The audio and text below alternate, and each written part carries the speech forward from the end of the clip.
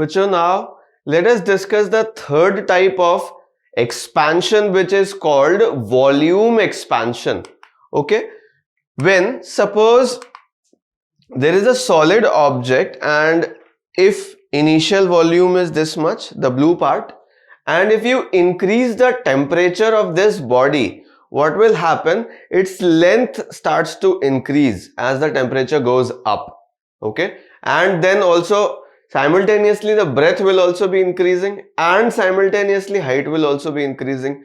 So if in this case, suppose length, breadth and height, all the three dimensions of this body are increased with temperature, then you see finally that its volume has also expanded, है ना? And this thing is called volume expansion. It actually is quite similar to the previous two expansions, that is linear and aerial. Here the relation is V2, that is final volume, will be equal to V1 initial volume 1 plus gamma delta T. Now what is gamma here? We call gamma as volume thermal expansion coefficient or coefficient of volumetric thermal expansion. ठीक है, अब ये आया कैसे है वो भी देख लेते हैं. देखो वही बात है कि अगर डेल्टा वी की बात करूं तो डेल्टा वी जैसे हमने लीनियर में देखा था और एरियल में देखा था, सिमिलरली डेल्टा वी यहां पे क्या हो जाएगा? Proportional to gamma. ठीक है, delta v will also be proportional to V1 या V0 इनिशियल वॉल्यूम. तो यहां से डेल्टा वी जो है वो निकल के आता है क्या? Gamma V1 delta T. So sorry, यहां पे डेल्टा टी लिखना चाहिए था मुझे. ठीक है, तो delta v is proportional to increase in temperature delta t. ठीक है, delta t, delta v is also proportional to the original volume. तो डेल्टा वी निकल के आता है क्या? Gamma into V1 into delta t. और V2 अगर मैं फाइनल वॉल्यूम की बात करूं तो वो क्या हो जाएगा? Initial volume plus delta we. ठीक है, तो ये क्या लिख सकते हैं बच्चों हम लोग? V1 plus gamma V1 delta T. अब यहां से बेटा V1 को अगर मैं कॉमन ले लूं तो हमारे लिए यही रिलेशन बाहर आएगी. क्या आएगी? V2 is equal to V1 1 plus gamma delta t. ठीक है, this is called the final volume of a body after delta t temperature has been increased, है ना? And the thermal expansion coefficient for that body is gamma. Now this gamma is dependent on the properties of the body. Some body like copper may have some different gamma and aluminium may have some different gamma. So the gamma values are generally given in the question when the delta V values are required and vice versa. If delta V is given, ठीक है, then they might ask you the gamma values.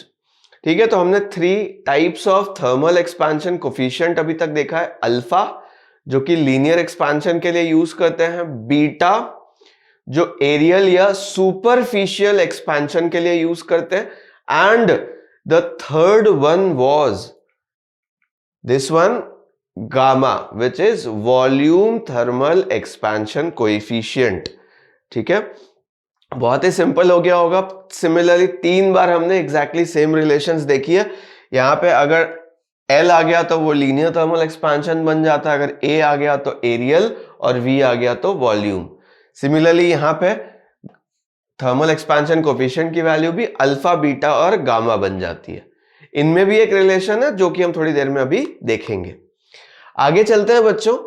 ठीक है, thermal expansion में अगली बात जो हमें देखनी है वो ये है कि अल्फा, बीटा और गामा के बीच में रिलेशन क्या होती है फॉर आइसोट्रोपिक सॉलिड्स. अब ये आइसोट्रोपिक सॉलिड्स क्या हैं उनको समझ लेते हैं. देखिए, कुछ सॉलिड्स ऐसे होते हैं जिनकी प्रॉपर्टीज हर डायरेक्शन में सेम होती है. I will explain it. देखो बेटा, सपोज करो this is a cuboid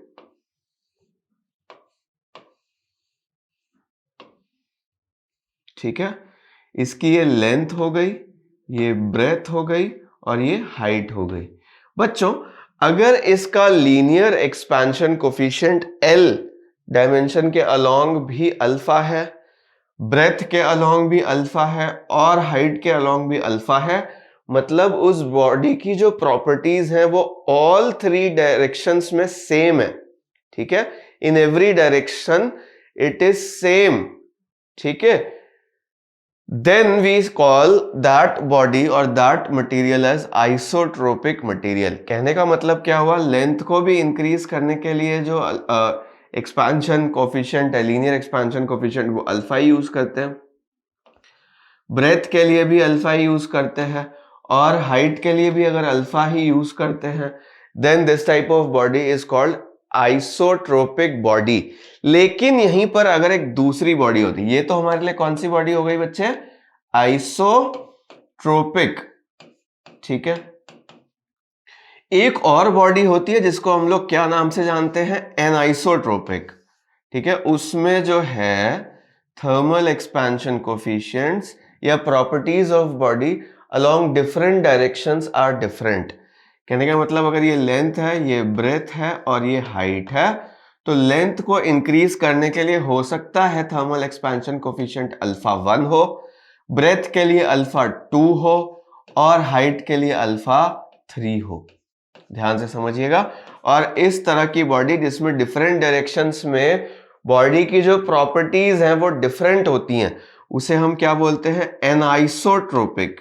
anisotropic body. ठीक है, तो जनरली जो बॉडीज प्रॉपर्ली क्रिस्टल्स नहीं होते, ठीक है, उनको हम क्या बोलते हैं, आइसोट्रोपिक। और जो क्रिस्टलाइन होते हैं, जिनके डिफरेंट डायरेक्शंस में डिफरेंट स्ट्रक्चर्स होते हैं, उनको हम क्या पाते हैं कि वो एनाइसोट्रोपिक है, मतलब डिफरेंट डायरेक्शंस में उनके जो प्रॉपर्टीज हैं वो एनाइसोट्रोपिक है। तो किसी किसी क्रिस्टल में आप फ्यूचर में पढ़ेंगे कि एक डायरेक्शन के अलोंग किसी क्रिस्टल में रिफ्रैक्टिव इंडेक्स कुछ और है और दूसरे डायरेक्शन में चेक करो तो रिफ्रैक्टिव इंडेक्स कुछ और है। तो that type of bodies are called anisotropic bodies. इस बात को समझ लीजिए पहले। तो थर्मल एक्सपेंशन के टर्म्स में आइसोट्रोपिक का मतलब क्या समझेंगे कि उनके डिफरेंट डायरेक्शंस में जो थर्मल एक्सपेंशन कोएफिशिएंट है, जैसे अल्फा हो गया या बीटा हो गया, ये हर तरफ से सेम है। ठीक है, तो बच्चों उसमें जो रिलेशन आती है वो ये आती है कि देखो अल्फा, बीटा और गामा जो है वो 1:2:3 के रेशियो में रहते हैं। कहने का मतलब क्या होता है, B actually alpha plus alpha होता है। ठीक है, यानी कि वो क्या हो जाता है, beta is equal to 2 alpha हो जाता है।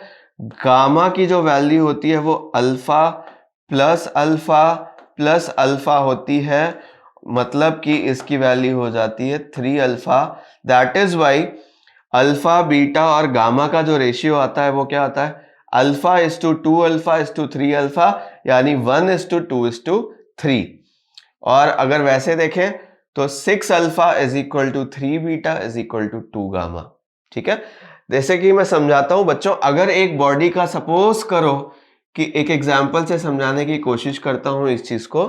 देखिए 1:2:3 होने का मतलब क्या है कि अगर बॉडी का linear thermal expansion coefficient let us से कि 2 × 10⁻⁻6 पर डिग्री सेल्सियस है, तो बीटा की जो वैल्यू हो जाएगी वो क्या हो जाएगी, 2 अल्फा, यानी कि क्या हो जाएगी 4 × 10⁻⁻6 पर डिग्री सेल्सियस।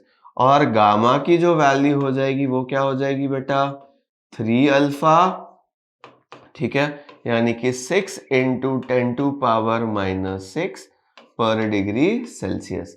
देखो यहाँ पे डायरेक्टली आपको दिख रहा होगा अल्फा और बीटा और गामा की जो रिलेशन है वो 1:2:3 है। अगर आपको लीनियर एक्सपेंशन किसी बॉडी का निकालना हो तो आप क्या यूज करो, 2 × 10⁻⁻6। अगर कभी कोई एरिया निकालना हो तो उसके लिए बस 2 अल्फा यूज कर लो तो वो बीटा का काम कर जाएगा। सिमिलरली 3 अल्फा यूज कर लो तो वो गामा का काम कर जाएगा। But this is only for isotropic substances. ठीक है, ये बात आप बिल्कुल ध्यान में रखिएगा। अच्छा, अगर कोई नॉन आइसोट्रोपिक सॉलिड है, नॉन आइसोट्रोपिक का मतलब क्या होता है बेटा कि उसके जो थर्मल एक्सपेंशन कोफिशिएंट है वो अलग अलग लेंथ के अलॉन्ग, मतलब एक डायरेक्शन में एक्स एक्सिस के अलॉन्ग अगर अल्फा 1 है, वाई एक्सिस के अलॉन्ग हो सकता है अल्फा 2 हो, और जेड एक्सिस के अलॉन्ग हो सकता है कि अल्फा 3 हो। तो इन दैट केस बेटा हम क्या करते हैं, अल्फा प्लस अल्फा 2 और गामा के लिए alpha 1 plus alpha 2 plus alpha 3 use करते हैं। मैं इस बात को और अच्छे से एक्सप्लेन करता हूं। जैसे सपोज करो बच्चे क्यूबॉइड है, ठीक है, ये लेंथ है और लेंथ के इंक्रीज के लिए अल्फा 1 थर्मल एक्सपेंशन कोफिशिएंट है, ये ब्रेथ है और इसके लिए इस एक्सिस के अलोंग मान लो अल्फा 2 है यहां पे। ठीक है बच्चों, जो थर्मल एक्सपेंशन कोएफिशिएंट है उसकी वैल्यू क्या है, अल्फा 2 है। तो उस केस में अगर मुझे ये वाला एरिया निकालना है, ठीक है, तो इसके लिए जो बीटा की वैल्यू होगी, बीटा की वैल्यू होगी वो क्या हो जाएगी, अल्फा 1 प्लस अल्फा 2। अच्छा, वैसे अगर सपोज करो हाइट के लिए जो थर्मल एक्सपेंशन था बेटा वो अल्फा 3 था, और हमें सपोज करिए दूसरा कोई एरिया निकालना है, दूसरे किसी एरिया में थर्मल एक्सपेंशन देखना है, लेट अस से कि इस एरिया में थर्मल एक्सपेंशन को हम देखना चाहते हैं। तो इसका जो एरिया है वो हाइट और लेंथ सॉरी ब्रेथ पे डिपेंड कर रहा है, राइट, हाइट और ब्रेथ पे डिपेंड कर रहा है। तो हाइट का जो थर्मल एक्सपेंशन कोएफिशिएंट है और जो ब्रेथ का थर्मल एक्सपेंशन कोएफिशिएंट है उनको ऐड करेंगे, तो इस एरिया के लिए बेटा बीटा, सपोज करो बीटा डैश है, वो क्या हो जाएगा, अल्फा 2 प्लस अल्फा 3। कहने का मतलब ब्रेथ वाला और हाइट वाला जो थर्मल एक्सपेंशन है उसको ऐड करना है। ठीक है, तो जो भी थर्मल एक्सपेंशन कोएफिशिएंट उन डायमेंशंस का होगा उनको ऐड कर दो तो आपको एरियल थर्मल एक्सपेंशन मिल जाएगा। सिमिलरली अगर वॉल्यूम की बात कर रहा हूं तो alpha 1 plus alpha 2 plus alpha 3, मतलब ऑल 3 डायमेंशन के थर्मल लीनियर एक्सपेंशन कोएफिशिएंट को हमें क्या करना होगा, we will have to add them. तो क्योंकि वॉल्यूम में देखो लेंथ भी आती है, ब्रेथ भी आती है और हाइट भी आती है, so we add all the 3 linear thermal expansion coefficients। यहां पे ध्यान रखना है alpha 1, alpha 2, alpha 3 are coefficient of linear thermal expansion in x, y and z directions, मतलब अलग अलग डायरेक्शन में अलग अलग थर्मल एक्सपेंशन कोएफिशिएंट यहां पे है। ठीक है, I hope it is clear. This is very important concept कि अगर एनाइसोट्रोपिक होगा तो कैसे करना है थर्मल एक्सपेंशन कोएफिशिएंट्स की वैल्यू को कैलकुलेट, वो मैंने यहां पे बता दिया। आगे चलते हैं बच्चों और एक क्वेश्चन को ट्राई करते हैं। देखिए ये क्वेश्चन क्या कहता है, if percentage change in length for a body is 1%, ठीक है, with change in temperature of a cuboid object, ठीक है, जिसका लेंथ L, 2L और 3L है। ठीक है, मतलब उसके जो साइड्स हैं वो L, 2L और 3L है।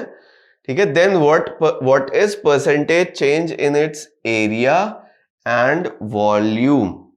ठीक है, रिपीट करता हूं इस क्वेश्चन को। जैसे मैंने बोला बेटा कि एक क्यूबॉइड है, उसका जो साइड है वो क्या क्या है, L, 2L और 3L। ओके, उसके लेंथ में इंक्रीज जो होता है वो 1% का होता है, तो उसके टोटल एरिया में कितने परसेंट का चेंज होगा वो हमें बताने को कहा गया है। Let us draw one cuboid first of all. ठीक है, ये 3L ले लेते हैं लंबी वाली साइड, ये 2L ले लेते हैं और ये वाली L ले लेते हैं। ठीक है बच्चों, देखो अगर मैंने देखा कि भाई इसका लेंथ जो है L, ठीक है, वो क्या हो जाएगा, L इज इक्वल टू क्या होता है, L not 1 plus alpha delta theta, ये होता है रिलेशन। एक चीज तो ये याद होगी आपको, और दूसरी बात डेल्टा L की जो वैल्यू होती है वो होती है alpha L not delta theta. ठीक है, percentage change percentage change in L की अगर मैं बात करूं तो वो क्या हो जाएगी बच्चों, वो होगी देखो चेंज इन लेंथ यानी delta l divided by l into 100, correct है।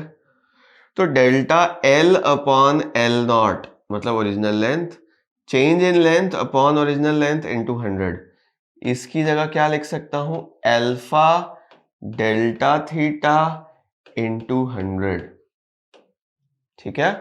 अब ध्यान से देखो अल्फा डेल्टा थीटा इंटू 100 की जो वैल्यू दी है वो 1% दी हुई है, ये ध्यान में रख लो पहले बात। तो चेंज इन लेंथ का वैल्यू बच्चों क्या होता है, alpha l not delta theta, और delta l upon l not into 100 अगर करूं तो वो परसेंटेज चेंज निकल जाएगा।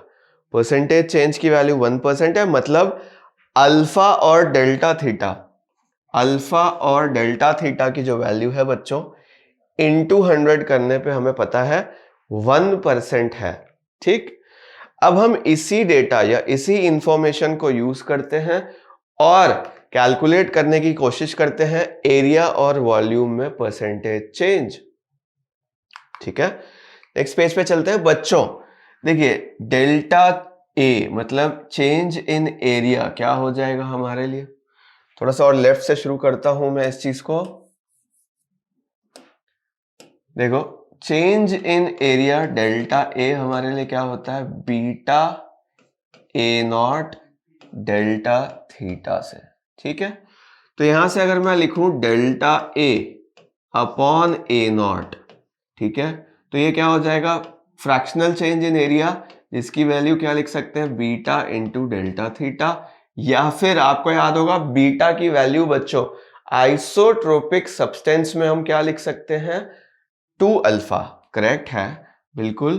तो बीटा की जगह मैंने लिखा 2 अल्फा डेल्टा थीटा, और परसेंटेज चेंज निकालना हो, percentage change in area, percentage change in area अगर निकालना हो तो वो कैसे निकलेगा, delta A upon A into 100 बच्चों, यानी ऊपर वाली क्वांटिटी में मुझे बस क्या करना होगा, 100 से मल्टीप्लाई करना होगा और हम टोटल एरिया में चेंज निकाल पाएंगे। तो बच्चों यहां से देखो क्या आएगा, 2 अल्फा डेल्टा थीटा इंटू 100, और ये वाली चीज हमें पता है ये 1% थी, तो 2 इंटू 1%, ठीक है। 2% का चेंज आएगा एरिया में, 2% का चेंज आएगा एरिया में, ये बात ध्यान रखिए। सिमिलरली बच्चों percentage change in volume, percentage change in volume अगर हमसे पूछा जाए, ध्यान से सुनिए, अगर हमसे परसेंटेज चेंज इन वॉल्यूम पूछा जाए तो मैं क्या लिखूंगा, delta v upon v into 100, ठीक है। वो एक्चुअली क्या आता है, गामा डेल्टा थीटा इंटू 100, ठीक है। ऑब्वियस है सब कुछ, देखो डेल्टा वी अपॉन वी आ जाएगा तो यहां बीटा की जगह गामा आ जाएगा, ठीक है। तो इसकी जगह गामा की जगह क्या लिख सकते हैं, 3 अल्फा डेल्टा थीटा इंटू 100, और आप ध्यान से याद करो प्रीवियस पेज में हमने, इस पेज में हमने अल्फा डेल्टा थीटा इंटू 100 की जो वैल्यू कैलकुलेट करी थी बच्चों, वो क्या थी, 1% थी। तो यहां पे इसको 1 लिख दो और साथ में 3 मल्टीप्लाइड है, 3 इंटू 1%, यानी हमारा आंसर क्या आया, 3% आया, ठीक है। तो परसेंटेज चेंज का रेशियो भी क्या रहता है बेटा, वही रहता है जैसे हम जानते हैं कि linear thermal expansion coefficient, aerial thermal expansion coefficient और वॉल्यूम थर्मल एक्सपेंशन कोएफिशिएंट का रेशियो रहता है 1:2:3, ठीक है।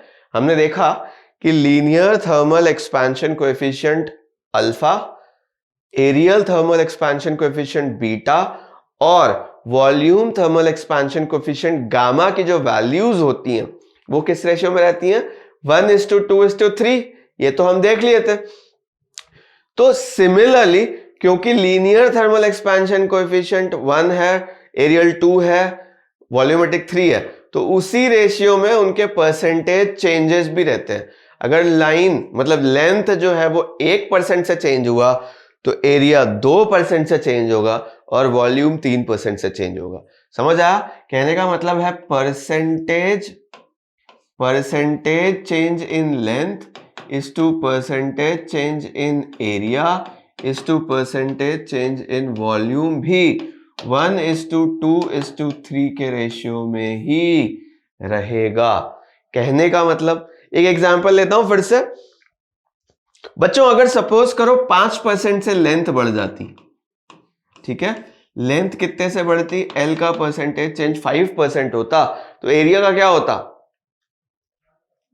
10%, और वॉल्यूम का क्या हो जाता 15%, है ना, इसका 3 टाइम्स। इस बात को आप समझ के रखिए, बहुत ही सिंपल सी रिलेशन है, बट इस पे कई बार क्वेश्चन पूछे गए हैं आईआईटी मेंस और एडवांस के अंदर में।